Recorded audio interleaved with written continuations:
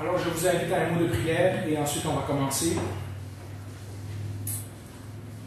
Seigneur, tu sais que j'ai eu un peu de difficulté à préparer le message d'aujourd'hui à cause de circonstances personnelles. Je te demande de m'aider à bien expliquer ta parole. Je te demande aussi que toi, au travers de ton Saint-Esprit, tu fasses le travail pour ouvrir le cœur des gens et qu'ils puissent apprendre de ta part ce qu'ils ont besoin d'apprendre aujourd'hui.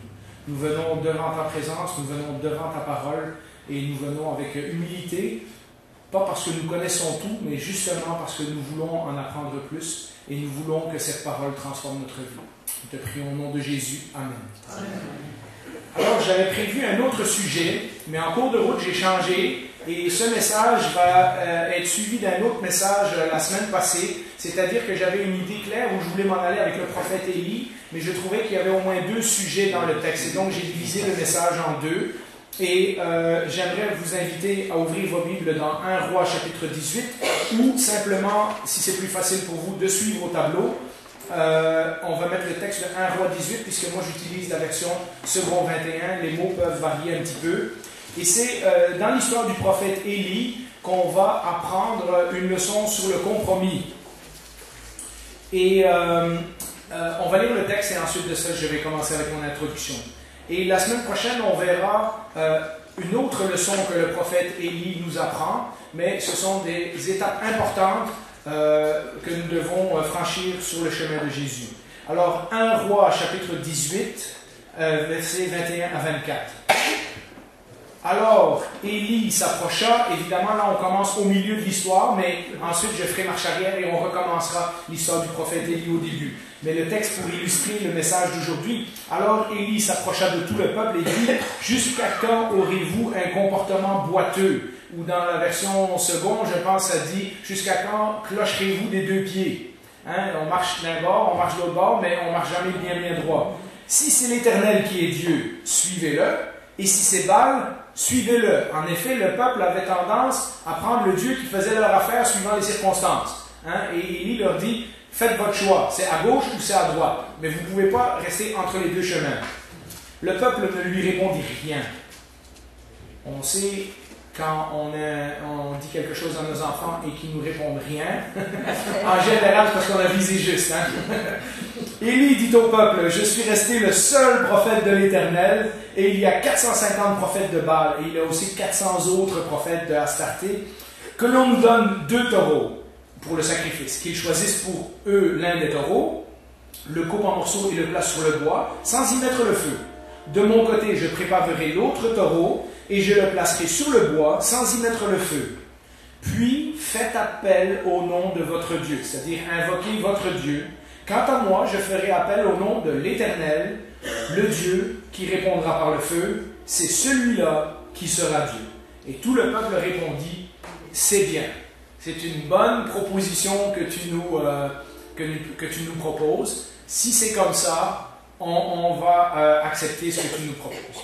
Alors, pour ceux qui suivent les messages depuis un certain temps, vous avez probablement remarqué au travers des différentes leçons, j'ai essayé de vous montrer que la culture et le monde dans lequel on vit, la culture environnante est subtile, elle est séduisante, elle est envahissante, et si l'on ne fait pas attention, elle entre sournoisement dans l'Église, elle se déguise dans d'autres mots, mais en fait ce sont des théories et des philosophies qui viennent du monde et qu'on déguise à la sauce chrétienne, avec un langage religieux.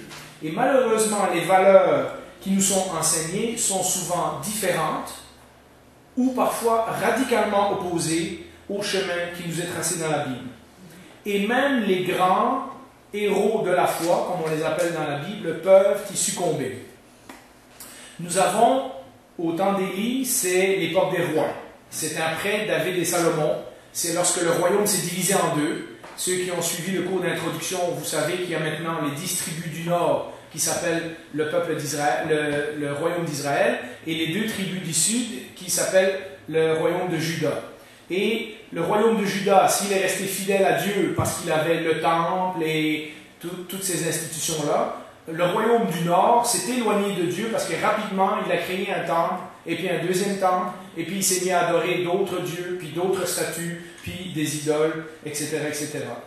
Et nous avons des exemples dans ces 2 royaumes qui sont donc le peuple de Dieu, même s'ils sont divisés en deux, de beaucoup de rois qui se sont laissés influencer par des philosophies et par des valeurs qui ne sont pas les valeurs que Dieu avait enseignées à son peuple dans les temps précédents. Nous avons des exemples même de bonnes personnes qui se sont laissées influencer. Et j'aimerais, sans trop aller dans les détails, mais regarder rapidement l'image suivante, un exemple tel que celui de Esther. Esther est souvent vue comme une héroïne biblique. Et c'est vrai que lorsqu'on lit l'histoire se termine bien grâce à Esther. Mais si on lit attentivement dès le début, on se rend compte qu'en fait, Esther est l'exemple typique de la personne qui ne veut pas être différente des autres. Et comme on parle des compromis aujourd'hui, je pensais que c'était intéressant de regarder. On regardera l'histoire de Jonas la semaine prochaine, mais là, on va regarder un petit peu Esther. Esther, si vous connaissez l'histoire, est cette personne qui, lorsque le roi fait un concours pour se choisir une nouvelle reine, elle participe au concours et elle fait tout comme toutes les autres. Il faut qu'elle soit belle, il faut qu'elle soit ci, il faut qu'elle soit ça. Donc, elle cadre dans le concours pour pouvoir avoir une place peut-être de prestige. Rappelez-vous que c'est après l'exil qu'une partie du peuple d'Israël est retournée en Israël pour reconstruire Jérusalem et le temple, mais que beaucoup de Juifs qui étaient là depuis 70 ans, eux et leur famille ont décidé de s'installer pour de bon dans le royaume, des Babyloniens, et donc qui est devenu maintenant les Perses et les Mèdes. Et donc il y a une partie du peuple juif qui a décidé de s'installer et de vivre dans l'Empire perse, et donc ils sont, comme nous, influencés par toutes sortes de coutumes, d'autres religions, d'autres philosophies, d'autres valeurs. Et Esther est le genre de personne qui, au début du livre en tout cas, ne veut pas être différente d'une autre. Elle veut cadrer dans le groupe. Elle veut s'adapter à la culture. Elle ne veut pas ressortir du lot. Elle fait tout pour être la personne qu'on veut qu'elle soit. On lui a dit « Sois belle et le roi va te remarquer ». Eh bien, elle est belle et elle se fait remarquer par le roi. Même Mardoché, son oncle au début, est un peu pris dans le piège parce qu'il lui dit « Ne dis à personne que tu es juive ». Et on se demande un peu pourquoi il dit ça. J'ai cherché, je n'ai pas trouvé de réponse, mais je me dis que Mardoché, qui a aussi obtenu une position de prestige dans le palais, aimerait mieux qu'on ne sache pas que lui et sa nièce sont juifs. Et donc, au début de l'histoire, en tout cas, cet aspect de leur vie, qui pourtant est un aspect très, très, très important pour le peuple de Dieu, est quelque chose qui est caché. On pourrait la critiquer, mais pourtant, il faut quand même se rappeler dans le contexte qu'ils ne vivent plus en Israël. Ils sont maintenant dans un empire qui, il y a une certaine époque, les a envahis, les a déportés, et ensuite de ça, ils se sont installés et ils ont vécu une bonne vie dans le pays où ils avaient été déportés, parce que les rois babyloniens et ensuite les rois perses promouvaient la diversité culturelle. Hein? Ce serait comme un peu le Canada aujourd'hui. Hein? Toutes les cultures sont bonnes, toutes les idées sont bonnes, toutes les religions sont bonnes, puis ça a l'avantage qu'on vit en paix les uns avec les autres. Ça a l'inconvénient que pour quelqu'un qui veut se tenir debout pour ses opinions, c'est plus difficile. Parce qu'on va lui dire pourquoi tes opinions, toutes les opinions sont bonnes. Et nous avons donc Esther qui est dans une situation un petit peu dans un piège comme ça. Elle doit se tenir debout pour ses valeurs dans le pays où son peuple vit maintenant. Et on va apprendre dans l'histoire qu'un jour, les habitants vont se retourner contre elle à cause d'un complot, d'un méchant qui veut détruire le peuple juif et qui donne l'ordre de les exterminer. Et on sait comment l'histoire finit. Finalement, Esther se tient debout et elle sauve son peuple. Il y a une fête juive, je pense que c'est le Yom Kippour qui est en l'honneur de cet événement-là. Enfin, il y a une fête juive qui a été rajoutée à cause de cette journée-là. Et on pourrait la critiquer, mais on comprend que dans une culture qui reconnaît toutes les religions et qui reconnaît toutes les cultures, son peuple n'est pas différent d'un autre, et sa religion n'est pas différente d'une autre. Et donc, elle est un petit peu prise comme ça dans une situation de compromis. Elle est juive, et pourtant elle ne peut pas vivre, ou elle ne veut pas vivre comme une juive, comme une personne distincte, parce que maintenant, elle s'est intégrée dans la culture dont elle fait partie. Dans une culture comme la nôtre, encore aujourd'hui, qui ne connaît pas Dieu ou qui ne reconnaît pas Dieu, c'est une des solutions que nous pouvons choisir. celle du compromis, celle de ne pas être trop différent du reste du monde pour pas qu'on nous remarque. Hein, si on ne fait pas de vagues, les gens vont nous laisser tranquilles et on va pouvoir continuer à aller à l'église le dimanche et croire comme on veut et élever nos enfants comme on veut. Et vous comprenez que la tentation est forte de vouloir agir comme ça, de vouloir que nos enfants soient normaux, que nous au travail on soit normal, que nous on soit comme tous les autres, pour que le monde ne voit pas de différence. La tendance ça pourrait être une des tentations auxquelles on est confronté. Les chrétiens dans l'Apocalypse, si vous lisez au chapitre 13, vous le verrez, vivaient un peu le même genre de tension. S'ils n'ont pas la marque de la bête, c'est-à-dire s'ils n'embarquent pas dans le système qu'on leur propose, dans le système économique, politique, etc., s'ils ne cadrent pas avec le système de l'époque, ils ne peuvent même pas vivre décemment, puisque le texte nous dit qu'ils ne pouvaient pas acheter à manger puis faire les choses comme les autres. Et c'est vrai dans toutes les époques. Lorsque quelqu'un ne cadre pas dans la société où est-ce qu'il est, ben, il est un peu, ce qu'on dit en langage d'ado, un reject. Hein? C'est le gars qui ne fit pas, c'est le gars qui a une drôle de religion, c'est le gars qui a des drôles de valeurs, c'est le gars ou la fille qui est un peu trop rigide dans ses croyances, c'est celui qui croit encore à des affaires alors qu'on est rendu en 2018, il devrait croire à autre chose. Vous les avez entendus ces commentaires-là. Hein? On vous les a fait, vous les avez peut-être entendus dans des émissions de radio ou à d'autres endroits. Lorsqu'on est différent, à cause de notre foi, c'est plus difficile. Esther essaye de se conformer, du moins au début de son histoire, à la culture ambiante. D'ailleurs, personne ne sait qu'elle est juive jusqu'à la fin. C'est au moment où le complot se met en marche et que Mardochée se rend compte que la seule qui peut sauver son peuple, c'est Esther, qu'il lui dit « Tu sais, c'est ton peuple aussi. » Et que maintenant, il renverse sa décision et il dit « Maintenant, il faut que tu dises que tu es juive. Parce que la seule qui a une oreille attentive du roi, c'est toi. Et c'est toi qui peux sauver le peuple. » Eh bien, on ne sait pas jusqu'à la fin du livre qu'elle est juive jusqu'au moment où elle se met debout pour ses opinions et pour ses valeurs et pour sa foi et pour son peuple et qu'elle prend position. Elle doit, comme on dirait aujourd'hui, elle doit d'abord s'occuper d'elle-même avant de s'occuper des autres. Hein? Avant d'être loyale envers les autres, on doit d'abord s'épanouir soi-même. Avant de donner aux autres, il faut qu'on grandisse nous-mêmes. Vous connaissez ce genre de philosophie. C'est Mardochée qui va la réveiller au chapitre 4, verset 14, et on peut mettre le verset. Beaucoup de gens disent que dans le livre de Esther, il n'y a pas mention de Dieu, mais dans ce verset-ci, on comprend très bien ce que Mardochée essaye de dire. Ce n'est pas du hasard, il est en train de faire allusion à la providence de Dieu. Car si tu te tais maintenant, le secours et la délivrance surgiront d'autre part pour les Juifs. Et toi et la maison de ton père, vous périrez. Et qui sait si ce n'est pas pour un temps comme celui-ci que tu es parvenu à la royauté. Mardochée est en train de la faire réfléchir. Peut-être que Dieu t'a mis dans cet endroit-là pour justement une épreuve comme celle qu'on est en train de vivre. Et Esther, au début, qui ne veut pas aller au roi, parce qu'elle dit, ben là, je risque ma vie, parce qu'évidemment, elle ne pouvait pas aller voir le roi comme elle voulait. Il fallait que le roi l'appelle. Et si le roi ne l'avait pas remarqué et qu'elle se présentait devant lui, c'était un manque de respect et elle pouvait perdre la vie. Donc elle dit, ben moi, je ne veux pas mourir, mais ce n'est pas grave si le reste de mon peuple il meurt. Et finalement, Mardochée renverse la situation et dit, tu vas mourir de toute façon. Et là, elle se rend compte que, et là, elle dit, priez, jeûnez, et moi je vais aller voir le roi. Et là, le roi lui laisse la vie sauve, parce qu'elle a la faveur du roi. Et donc, le roi revire le plan du méchant contre lui, et c'est le méchant qui périt, et le peuple est sauvé. Et donc, voilà ce que nous apprenons dans l'histoire de Esther. Un compromis, une adaptation à la culture ambiante, et à un moment donné, à cause des circonstances, elle est obligée de se tenir debout pour ce qu'elle croit, et le Seigneur lui sauve la vie à elle et tout son peuple. On peut mettre l'image suivante. Au temps de Jésus, si vous lisez le Nouveau Testament, c'est les Sadducéens qui sont ce genre d'attitude. Leur fidélité à l'Écriture était secondaire. Vous savez qu'ils ne croyaient même pas à la résurrection puis ces choses-là. Ce qui était important, c'était faire partie du système. Alors que les pharisiens, eux, étaient les purs, ceux qui croyaient à l'Écriture et qui respectaient les lois et les règles, etc.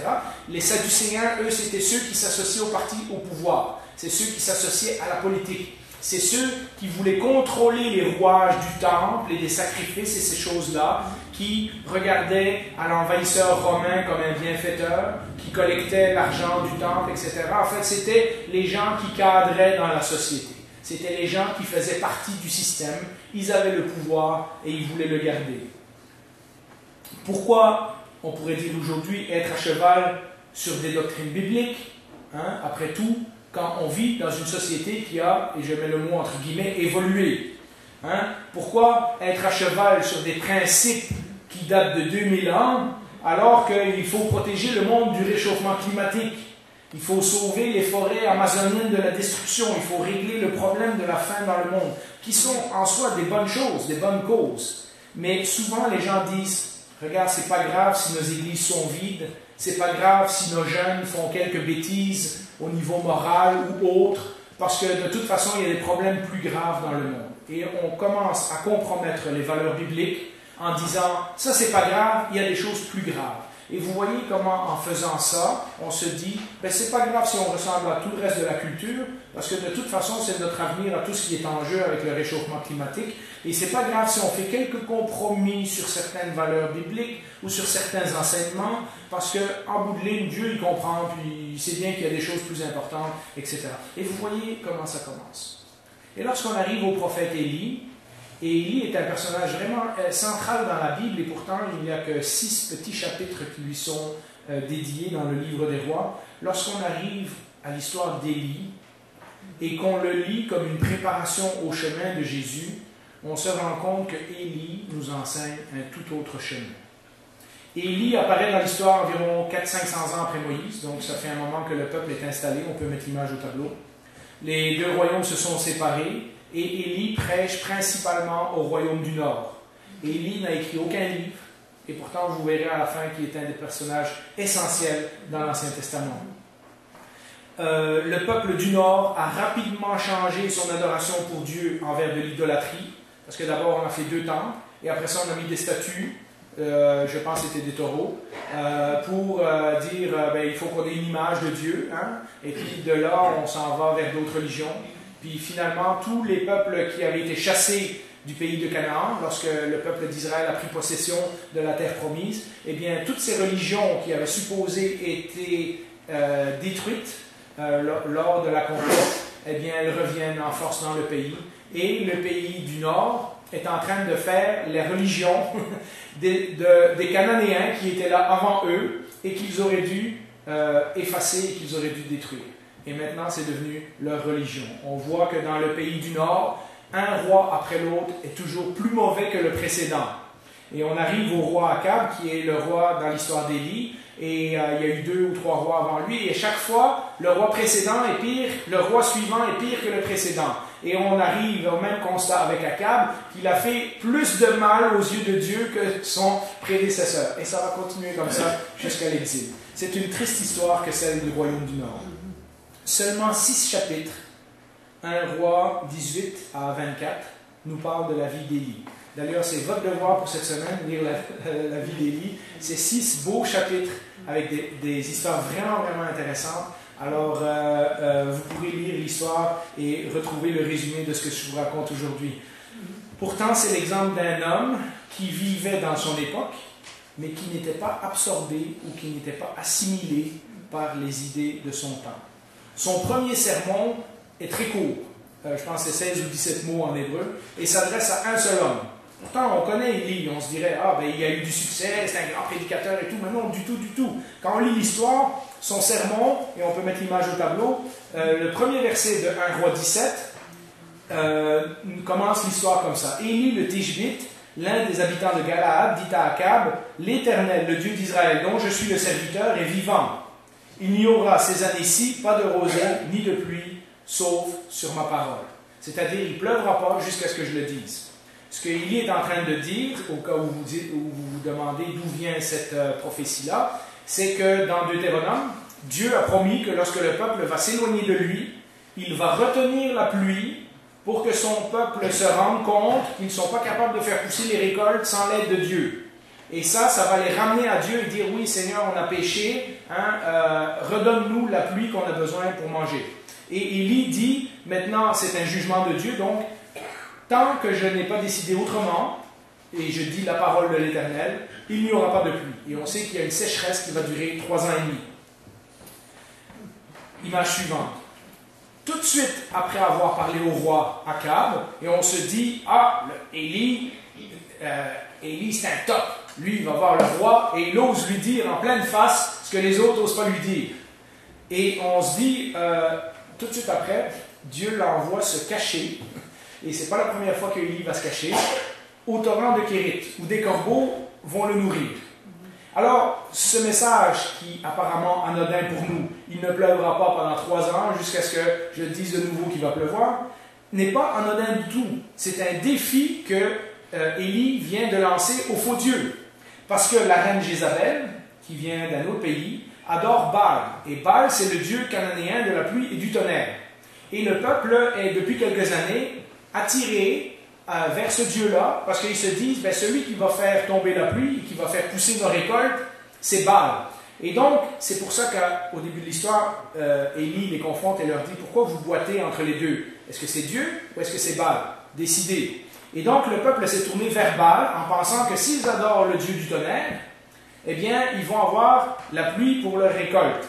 Et Élie est en train de dire, ben, moi, je lance un défi à Baal, tu vas voir, il ne va pas pleuvoir pendant 3 ans et demi, jusqu'à ce que je décide, évidemment, au nom de l'Éternel, puisqu'il sert l'Éternel. Et donc, Jézabel comprend tout de suite qu'il est en train de la mettre au défi, en disant, tes prophètes, ils valent rien, ton Dieu, il vaut rien, moi, je vais retenir la pluie et je vais te prouver que c'est mon Dieu qui est le vrai Dieu. Et donc, tout de suite, Jézabel cherche à le faire tuer. Sous l'influence de plusieurs mauvais rois, tous pires les uns que les autres, et ensuite de cette nouvelle reine Jézabel, le pays s'est tourné vers le culte de Baal et aussi d'Ashéra, qui est une autre divinité cananéenne. Et même si on apprend qu'au niveau militaire et économique, le pays va bien, ça c'est comme le Canada, hein, on vit bien. On a des bons soins de santé, on est dans le G7, on est un des pays qui a une belle réputation dans le monde. Au niveau militaire, économique, au niveau culturel, ça va bien. Au niveau religieux, rien ne va. Le pays d'Israël, à cette époque, et je vois très bien le lien avec notre pays aujourd'hui, le pays nage en plein compromis. On est parti dans toutes sortes de religions, on essaye même plusieurs religions à la fois, au cas où il y a une histoire un peu plus loin dans la vie de Élie où un roi va mourir, tout à coup il se rend compte que Baal c'était peut-être pas le bon Dieu, fait que là il change de Dieu et il dit allez me chercher le prophète Élie, peut-être qu'il va me guérir. Et l'histoire c'est que le roi meurt quand même parce que Élie dit tu peux pas comme ça manipuler Dieu, tu peux pas adorer Baal à un moment donné puis quand ta santé est en danger tout à coup tu te tournes vers Dieu. Mais vous voyez un peu, c'est un peu ce qu'on vit dans notre culture occidentale, mais je le vois beaucoup au Canada, je le vois beaucoup avec certains de nos dirigeants. Je le vois beaucoup avec certaines des mentalités qu'on nous propose, hein, ce multiculturalisme de toutes sortes qui mélange toutes les religions ensemble, etc. Et on voit qu'on n'est pas dans une époque très très différente de celle de Élie. Et Élie met le pays au défi parce que le pays nage en plein compromis. On peut mettre l'image suivante. Après un certain temps, le cours d'eau où il était s'assèche. Évidemment, s'il y a une sécheresse, c'est dans tout le pays, donc on comprend qu'à un moment donné, il n'y a plus d'eau, même à l'endroit où il était. Et Élie est envoyé par Dieu à une veuve de Sarepta. Vous connaissez peut-être l'histoire, si vous avez déjà lu la Bible, sinon vous la lirez cette semaine. Mais Sarepta, c'est dans le pays de Jézabel. Et donc, de pire en pire, Dieu non seulement l'envoie dans un torrent, le torrent sèche, mais ensuite de ça, il l'envoie dans un village qui est dans le pays où Jézabel vient. Donc, Élie se retrouve en plein territoire ennemi. Il n'est pas dans la sécurité de Jérusalem. Il n'est pas dans la sécurité du royaume de Juda. Dieu l'envoie en plein pays ennemi. Et pourtant, Dieu pourvoit à sa survie dans cette belle histoire où une veuve qui n'a pas beaucoup de farine et pas beaucoup d'huile, mais tout le temps qu'Élie va être avec elle, et même lorsqu'il sera parti, il lui dit jusqu'à ce que la pluie revienne, Dieu va multiplier la farine et l'huile pour que tu puisses manger. Dieu s'occupe de lui, même en territoire ennemi. Élie aurait pu choisir un autre chemin. Élie aurait pu choisir aussi le chemin du compromis, comme tous les autres. Il aurait pu être au service du roi pour assurer sa position. Vous comprenez, on apprend dans l'histoire que le roi a déjà 850 prophètes à son service, c'est-à-dire des gens qui sont employés par le roi, qui sont payés pour dire les prophéties que le roi veut bien entendre, hein, parce que c'est ça les prophètes qui étaient payés par le roi. Élie aurait pu se dire, si je veux assurer ma carrière, si je veux avoir un certain impact sur le gouvernement, si je veux pouvoir influencer le roi, je serais peut-être mieux de me mettre à son service et de faire partie des 850 qui sont à sa cour.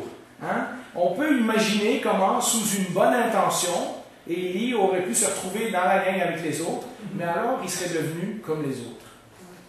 Nous allons apprendre d'Élie dans cette histoire, et vous le lirez cette semaine, qu'Élie est fidèle à Dieu, qu'il soit mis en vedette, comme sur le mont Carmel, ou qu'il soit dans un torrent, en train de se faire nourrir par des corbeaux, ou qu'il soit avec une pauvre veuve en plein pays ennemi. C'est le même Élie. On le voit prier de la même façon. On le voit servir Dieu de la même façon. On le voit fidèle, qu'il soit mis en évidence, comme lorsqu'il va confronter les 850 prophètes de Baal devant le roi, ou qu'il soit tout seul dans la maison d'une pauvre veuve à des centaines de kilomètres de chez lui. C'est le même Élie. Et c'est ainsi, on peut mettre l'image suivante, que nous retrouvons Élie dans une confrontation épique, dont vous avez peut-être lu les histoires quand vous étiez plus jeune, devant tout le peuple d'Israël et les prophètes qui lui sont opposés. C'est le texte qu'on a lu au début. Et c'est là qu'il confronte le système. C'est là que Élie demande au peuple de mettre fin à leur compromis, d'arrêter de boiter sur une jambe et de boiter sur l'autre jambe. D'un côté, un Dieu impersonnel comme Baal, je vous en ai déjà parlé plusieurs fois, dans les religions de cette époque-là, on adore les dieux, on leur donne des offrandes et des cadeaux pour s'attirer les faveurs. Mais ce ne sont pas des dieux qui aiment les humains, ce ne sont pas des dieux qui font miséricorde, ce ne sont pas des dieux qui font grâce, ce ne sont pas des dieux qui ont des relations personnelles avec les humains, ce ne sont pas des dieux comme le Dieu de la Bible qui veut une relation avec les gens. Ce sont des dieux machine à sous. On met le sou, hein, on met la bonne offrande et on obtient la bénédiction qu'on attendait. Et c'est comme ça que Baal fonctionne. On lui fait un sacrifice et il va envoyer la pluie et le tonnerre et ça va nous donner les récoltes. Et Dieu, Élie est en train de leur dire, d'un côté vous avez Baal qui est un Dieu impersonnel, qui n'aime pas, qui n'a pas de compassion, qui n'a pas de miséricorde, qui se fout bien des humains sauf pour ce qu'ils peuvent lui apporter et qui vous donnera quelque chose en échange que vous lui donnez quelque chose. Et de l'autre côté, on a un Dieu qui est le Dieu de la Bible. Et dans toute l'histoire, on apprend, et je pense que c'est sur la photo, oui, Élie va se moquer un petit peu. Il dit, regardez, si vous insistez, votre Dieu va finir par se laisser fléchir. Hein, criez plus fort, faites plus de musique, dansez avec plus d'extase. Et après ça, il leur dit, ben, il est peut-être parti en vacances, il est peut-être endormi. Et là, il crie encore plus fort. Et il dit, ben, peut-être qu'il s'en fout de vous, faudrait... Alors ils se mettent à s'entailler, parce que c'était des coupures rituelles. Hein? Et ils prennent des couteaux et des fourches et tout ça, puis ils versent leur sang pour essayer de faire fléchir Baal en leur faveur. Hein? C'est comme notre monde aujourd'hui qui essaye de tout faire pour réarranger les choses pour que ça fitte dans son plan. Et puis de l'autre côté, on a un Dieu qui dit non simplement si vous voulez vous soumettre à moi, parce que vous savez déjà de moi, hein, je vous donnerai ce que vous avez besoin. C'est la religion ou la philosophie de qu'est-ce que je peux en retirer. C'est encore très à la mode aujourd'hui. C'est la religion qui dépend de l'effort et de l'intensité de celui qui adore. Plus qu'on met d'effort, hein, plus qu'on allume de lampion, plus qu'on fait de prières, plus qu'on récite notre Père, plus il y a des chances que Dieu va nous accorder ce qu'on demande. Avec tout ce que j'ai fait, je ne peux pas ne pas avoir de réponse. Hein? Dieu est devenu une partie du système. Dieu est devenu quelque chose ou quelqu'un qu'on utilise pour obtenir quelque chose. Et ça, c'est la religion du compromis. Ça, c'est la religion contre laquelle Élie est en train de lutter.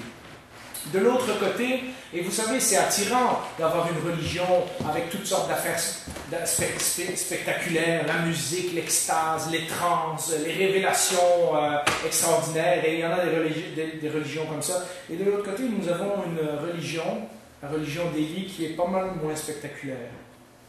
La religion d'Élie, Élie nous attire l'attention sur le fait que la parole de Dieu a été révélée et qu'on doit lui obéir, sur l'amour du prochain, sur le service, sur la loyauté, sur la fidélité à Dieu, sur la responsabilité, sur la décision qu'on doit prendre, sur la véritable adoration du véritable Dieu, quelque chose de pas mal plus simple, quelque chose qui est déjà expliqué par Moïse dans les livres précédents, quelque chose que le peuple connaît mais qu'ils ont abandonné. Pas que les émotions et la musique ne sont pas importantes. David va écrire des dizaines de psaumes où est-ce qu'il va exprimer son amour au Seigneur. Mais les émotions et la musique sont toujours soumis à la parole qui a déjà été révélée de Dieu. Ce n'est pas parce qu'on répète le même refrain des douzaines de fois, ou qu'on change le format de notre culte, ou qu'on a des prédicateurs de plus en plus extraordinaires avec des gros systèmes de son, etc., que Dieu va plus nous écouter. Si la parole est révélée et elle nous dit, si tu te tournes vers les idoles, Dieu va retenir la pluie, bien, il y a une solution pour commencer, c'est de se détourner des idoles, obéir à la parole qui est déjà révélée, et Dieu va redonner la pluie. Ce n'est pas en se coupant les mains et en criant et en faisant des sacrifices et en mettant de plus en plus de prophètes. Vous comprenez, 850 contre 1.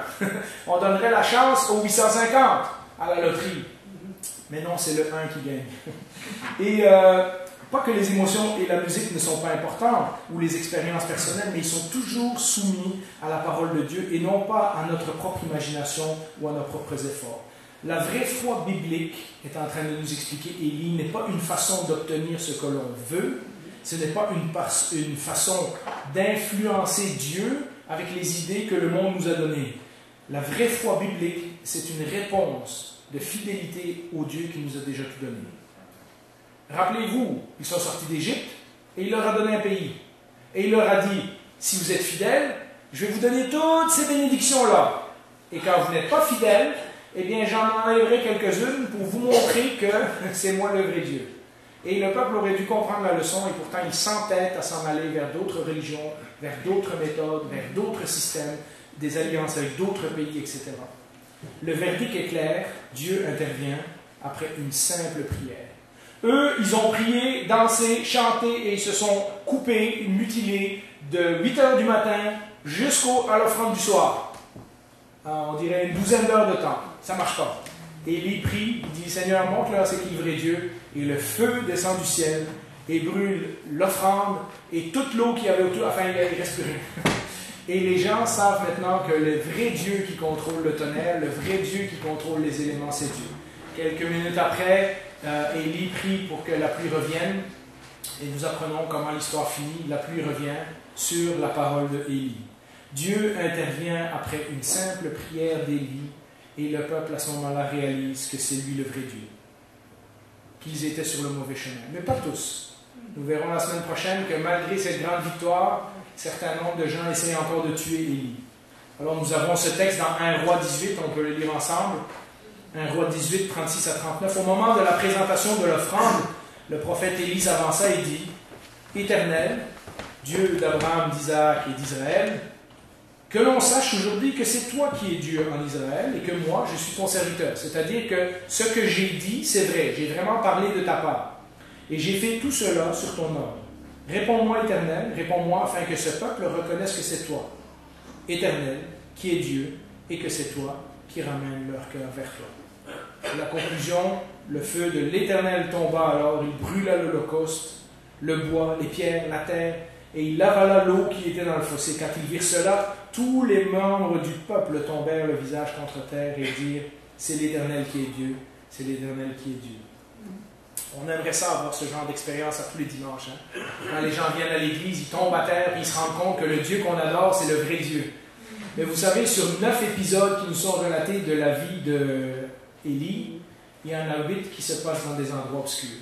Il y a une fois où c'est sur le mont Carmel, devant tout le peuple. Et ça me dit que Dieu travaille souvent avec nous dans l'ombre plutôt que de nous mettre en vedette. Nous apprenons, et on peut mettre l'image suivante, la Bible au travers d'Élie, mais au travers de tous les prophètes, parce que Élie est un peu le modèle de tous les prophètes qui vont suivre. La Bible nous confronte avec cette tentation d'un Dieu qui est devenu une partie de notre système. Comme le peuple d'Israël, nous avons encore tendance aujourd'hui à séparer les choses entre ce qui appartient à Dieu et ce qui ne lui appartient pas. Nous ne nous rendons pas compte que nous faisons ça. Et c'est pour ça que nous avons besoin régulièrement de revenir à la parole de Dieu. Mais il y a une sphère qu'on appelle la sphère réelle ou la sphère matérielle. Ben ça, c'est le travail. Hein? Le travail, c'est mes affaires. L'argent, c'est mon argent. Mes opinions, c'est mes opinions. Mes loisirs, c'est moi qui les choisis. La maison, le gouvernement, pour qui je vote, etc. Ça, c'est le domaine dont moi, je suis en charge. Les choses qui appartiennent à Dieu, les choses spirituelles, les choses que Dieu contrôle, ben ça, c'est l'Église, la prière, la Bible, le dimanche matin. Hein? Et on ne s'en rend pas compte et on fait comme ça un compromis où est-ce qu'on se dit, ben, regarde, la semaine, je décide pour moi-même. Et dimanche, ben, je vais écouter ce que Dieu a à me dire. Et on a un petit peu cette tentation, je ne dis pas que tous nous l'avons, mais à certains moments de nos vies, elle est plus forte que d'autres, nous avons cette tendance à boiter des deux jambes. Nous suivons le chemin de Jésus, mais il y a d'autres chemins dans le monde qui nous semblent prometteurs aussi, alors on s'essaye un peu par là, et on s'essaye un peu par là. Puis on se dit qu'en prenant tout ça ensemble, dans le fond, on va prendre tout ce qui est bon là-dedans, hein, puis le Seigneur va comprendre. Élie nous enseigne que ce n'est pas comme ça que ça fonctionne. Nous pensons qu'il n'y a pas tant de mal à ressembler aux autres. Hein? Le Seigneur, au travers des prophètes et au travers de Élie, nous rappelle que ce n'est pas ainsi. Toute notre vie, y compris notre travail, notre argent, nos amis, nos loisirs, fait partie de la réalité dans laquelle Dieu veut être impliqué. C'est ce qu'on a essayé de voir depuis plusieurs mois. Pas juste le dimanche matin. Et si nous ne comprenons pas ou nous n'acceptons pas cela, alors nous vivons comme le peuple d'Israël et nous boitons des deux pieds. Nous aimerions faire un Dieu qui est un peu à notre image, hein? Qu'on peut faire les méthodes de la culture qui nous entoure, sans trop de compromis, puis en plus avoir un Dieu comme Baal, que le dimanche, on peut lui demander ce qu'on a besoin, puis il va nous le donner pour le reste de la semaine. Hein? Une fois de temps en temps, c'est assez. Un jour par semaine, c'est assez. Hein? Le Seigneur sait que j'ai sacrifié 2 heures de mon temps pour venir à l'église. J'ai prié, j'ai chanté, j'ai pris le repas du Seigneur, j'ai même donné un petit peu à l'offrande. Le Seigneur va me bénir. Et puis on a un peu ce genre de... Je ne dis pas qu'on le fait clairement, hein, mais parfois on le fait inconsciemment, subtilement. On sépare entre les choses qui appartiennent à Dieu et les choses qui appartiennent au monde. Élie nous dit que Dieu est tout ou rien. Dans notre vie, Dieu est le centre de toute notre vie, ou alors il n'est rien du tout. On ne peut pas avoir... vous savez, il y a cette façon populaire de dire « Ah, il faut que Dieu fasse partie de ta vie ». Comme si Dieu n'était qu'une partie. On peut le caser à quelque part, qu'on garde pour les moments où on est en crise spirituelle. Dieu veut toute notre vie. Au cas où vous avez suivi les messages depuis plusieurs mois, vous le savez que c'est comme ça. Le Seigneur nous demande de le suivre 24 heures sur 24. Le Seigneur nous demande notre service 24 heures sur 24, notre adoration 24 heures sur 24, notre honneur dans tous les domaines de la vie que nous faisons. Et il nous a donné beaucoup de domaines qu'on ne qualifie pas dans le domaine spirituel. On n'est pas tout le temps à l'église. Vous le savez, vous réécouterez les messages précédents. Mais dans tous les domaines que le Seigneur nous a donnés, il veut être le centre de notre vie. S'il ne l'est pas, il n'est rien du tout. Jésus le dira d'une autre façon, personne ne peut servir 2 maîtres. Parce qu'à un moment donné, tu en fais un par obligation, puis l'autre, c'est celui que tu aimes vraiment. Et c'est à nous de voir si nous avons comme ça des compromis dans notre vie, si nous n'avons pas cédé à la voix de la culture ambiante qui nous dit que telle affaire, c'est pas si pire, et que nous avons besoin d'être réexaminés et remis face à la parole de Dieu. Ce n'est pas à Dieu de s'accommoder de notre culture, de notre horaire, de nos traditions, de nos valeurs et de se mettre à notre service. Élie nous rappelle que c'est à nous de se mettre à sa disposition et c'est à nous de se soumettre aux valeurs que le Seigneur nous a enseignées. Image suivante, nous apprenons d'Élie que si nous sommes fidèles à Dieu sans compromis, il y aura des moments comme le mont Carmel. Il y aura des moments où tous les gens vont voir que le Dieu qu'on adore, c'est le véritable Dieu. Et Dieu va montrer des miracles, va montrer des changements, va intervenir dans notre vie. Et comme je vous l'ai dit tantôt, 8 fois sur 9, dans le cas d'Élie, il y a des moments de solitude. Il y a des moments où il aurait pu se demander qu'est-ce que le Seigneur veut que j'aille faire à ce torrent. Pourquoi le Seigneur m'envoie chez une veuve dans un pays qui n'est même pas le pays d'Israël. Il y aura des moments dans le désert, il y aura des semaines de solitude, il y aura des mois en territoire ennemi. D'ailleurs, tout de suite après ce miracle et celui de la pluie qui va tomber, on apprend qu'Élie doit de nouveau fuir pour sauver sa vie. Ça, c'est ce qu'on verra la semaine prochaine. Et à la fin de son ministère, cet homme qui est décrit dans la Bible comme celui qui ramène les gens vers l'Éternel, sa fin de vie passera inaperçue. Il est enlevé sur un chariot de feu, directement au ciel. un des deux hommes que la Bible nous dit qui a été enlevé auprès de Dieu sans passer par la mort physique. Deux seuls miracles dans toute l'histoire. Et pourtant, il y a un témoin à cet événement, c'est Élisée qui va être son successeur, hein, le prophète qui va prendre la suite d'Élisée. Moi, j'aurais aimé être enlevé dans un chariot de feu devant tout le monde, dans la capitale, à Samarie, pour que tout le monde voit que jusqu'à la fin de ma vie, j'ai servi Dieu, puis mon Dieu, c'était le vrai Dieu, etc. Vous voyez, même dans la fin de sa vie, Élie passe inaperçu. Il y a une personne qui remarque de la façon extraordinaire dont il est enlevé au ciel.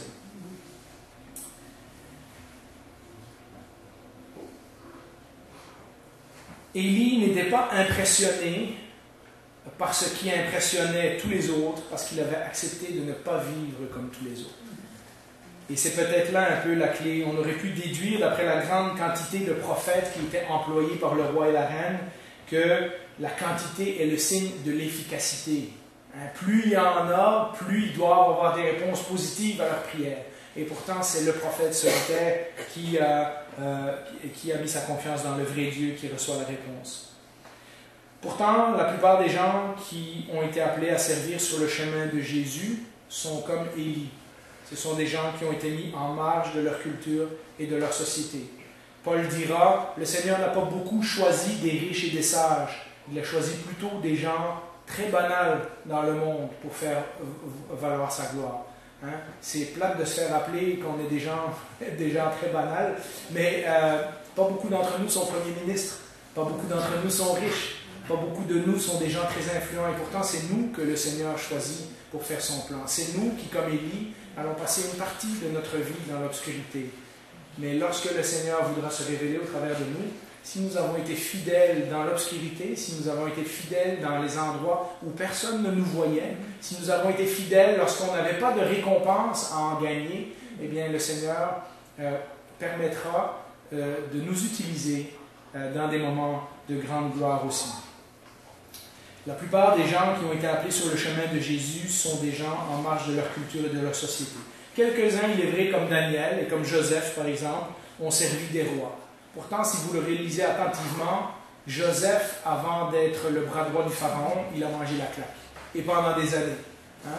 Et c'est vraiment à la fin de sa vie qu'il peut dire le mal que vous aviez prévu à ses frères, le mal que vous aviez prévu de faire, le Seigneur l'a reviré en bien. Mais imaginez, à chaque endroit où il va, il est fidèle. À chaque endroit où il va, on le distingue comme une personne droite et honnête, et à chaque fois, il se fait piéger et il se fait retourner en prison, jusqu'à ce que finalement le Seigneur le mette en charge du pays. Daniel a été éprouvé dans sa foi. Je vous l'ai dit l'autre fois. Vous savez que l'épisode de la fosse au lion se déroule quand Daniel a peut-être dans les 80-90 ans. C'est tout à la fin de sa vie. Un gars qui a servi Dieu sous 3 rois différents, qui a été fidèle et honnête et sincère et dont tout le monde ne peut pas douter de la réputation, on essaye encore de le coincer à la fin de sa vie. Et pourtant, Daniel, comme si de rien n'était, retourne dans sa chambre et prie 3 fois par jour. La Bible nous dit comme il le faisait avant. Il était le même homme dans l'obscurité qu'il était lorsqu'il était mis dans le spotlight. La Bible nous enseigne que les gens qui ont été fidèles à Dieu ont été mis à rude épreuve. Hébreu nous dit ceux dont le monde n'était pas digne. C'est-à-dire des gens qui ont erré, des gens qui étaient pauvres, des gens qui ont fait, mais par leur fidélité à Dieu, la Bible nous dit que le monde n'était pas digne de ces gens-là. Le roi du monde, le roi de l'univers, le roi que nous servons, a choisi de vivre sa vie comme le fils d'un charpentier. Oui, il y a 3 années où il a fait des miracles.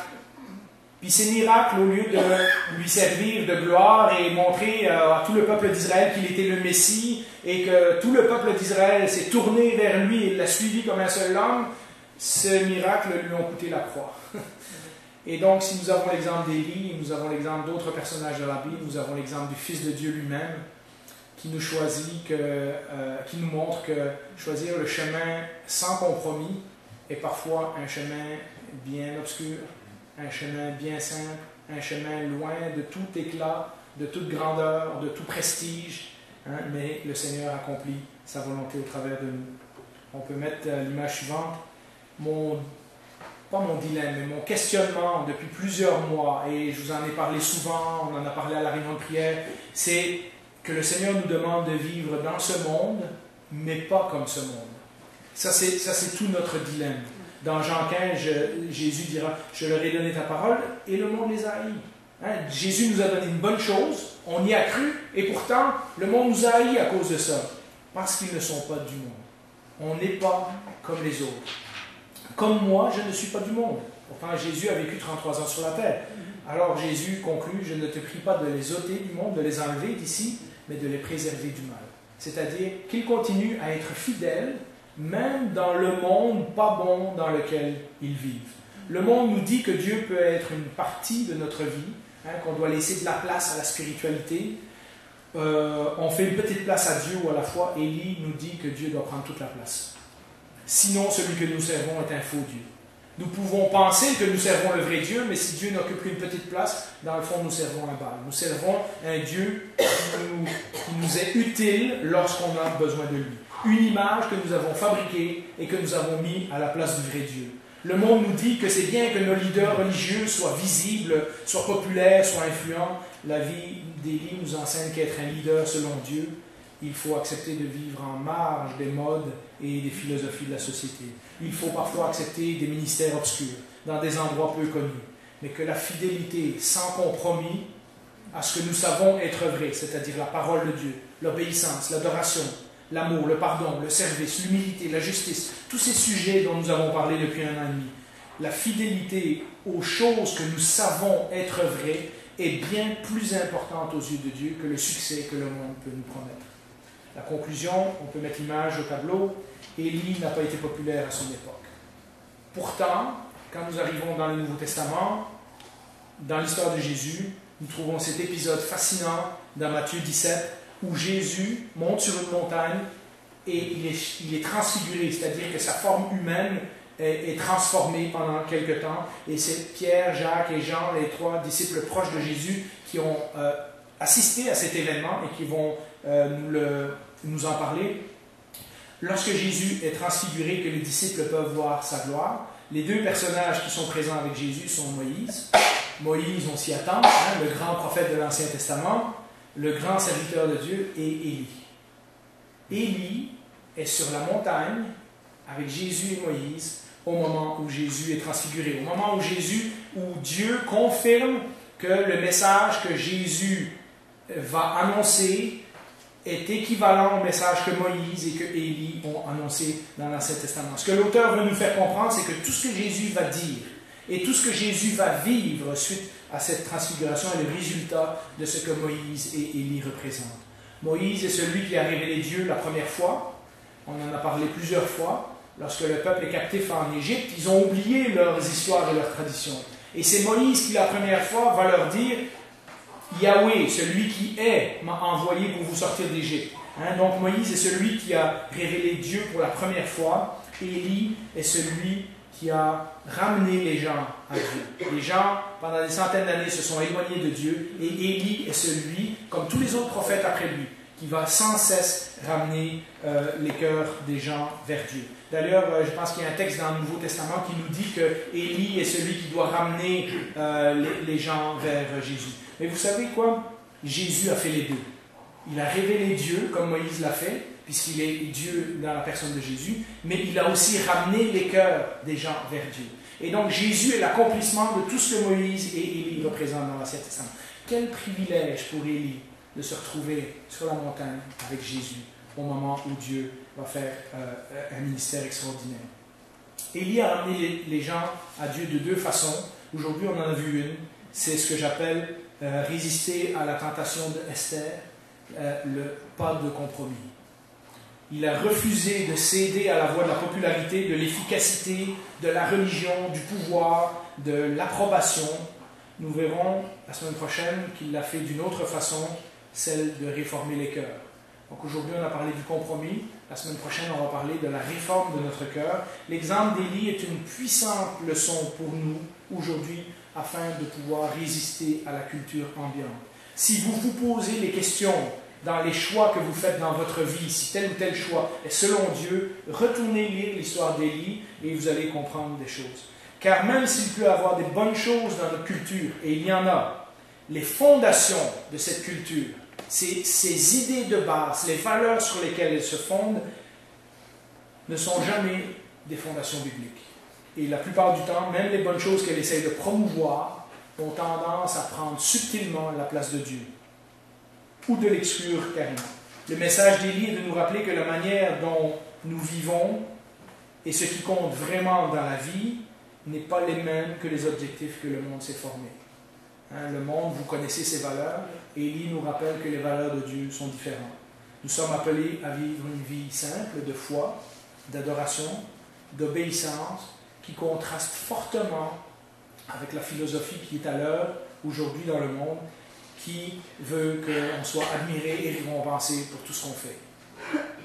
On peut mettre la dernière image. Élie et un tas d'autres prophètes nous aident à discerner la différence entre les chemins du monde et les chemins de Jésus. Élie nous a appris le chemin du non-compromis.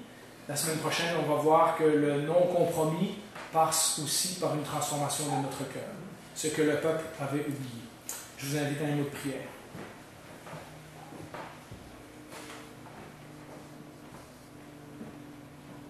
Seigneur, nous admettons que dans la culture dans laquelle nous vivons et sous l'assaut de toutes sortes de nouvelles technologies électroniques, nous sommes influencés par toutes sortes d'idées, toutes sortes de propositions. Nous lisons des livres à succès. Nous avons tendance à penser que telle ou telle chose ne sont pas mauvaises en soi. Et petit à petit, si nous ne faisons pas attention, toutes ces choses que le monde nous propose prennent ta place. Et tu ne deviens qu'une partie de notre vie.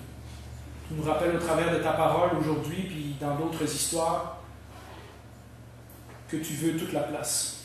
Nous avons chanté tantôt que tu es mort sur la croix, tu nous as délivrés de nos péchés.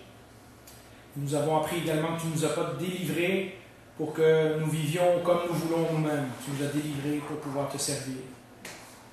Nous avons chanté également que tu as répandu ton esprit sur nous. Nous avons lu un texte que tu nous répands l'esprit en abondance. Eh bien, Seigneur, nous avons besoin de réapprendre qu'est-ce que c'est de vivre selon ton esprit. Qu'est-ce que c'est de vivre selon ta parole révélée. Qu'est-ce que c'est de vivre selon ce que tu nous as déjà enseigné et peut-être de revoir notre vie et voir sur quel chemin de désobéissance ou sur quel chemin qui avait l'air si tentant nous nous sommes éloignés. Seigneur, nous aimerions bien que notre Église soit grande, que nous ayons une bonne réputation. Nous aimerions bien plus souvent être comparés à des soldats du Christ qu'à des serviteurs. Nous aimerions avoir une chaîne de télévision, nous aimerions être des vedettes, nous aimerions que le monde dise « Ah, ça c'est des bons chrétiens ». Nous aimerions parfois tellement de choses. Et tu nous enseignes dans ta parole qu'une bonne partie de notre vie est passée dans des endroits plutôt obscurs. Dans des endroits où nous n'aurons pas beaucoup d'approbation, nous n'aurons pas beaucoup de succès. Nous ne serons pas tant que ça des vedettes. Et c'est difficile, Seigneur. C'est difficile parce que le monde nous tire vers une philosophie de vie qui est différente. Nous voulons nous tenir debout, nous voulons être reconnus, nous voulons faire valoir nos droits, et en faisant cela, nous empruntons des mauvais chemins. Seigneur, apprends-nous ce que c'est d'être fidèle, apprends-nous de ce que c'est d'être fidèle dans les petites choses comme dans les grandes choses, afin que tu puisses nous en confier d'autres. Apprends-nous à être fidèles à ta parole, apprends-nous à être obéissants, apprends-nous à savoir que tu prends toute la place dans notre vie, que tu n'es pas juste un outil que nous utilisons pour épanouir notre propre vie. Seigneur, confronte-nous de nouveau avec ta parole. Aide-nous cette semaine à la mettre en pratique et prépare nos cœurs pour le message de la semaine prochaine. Au nom de Jésus, Amen.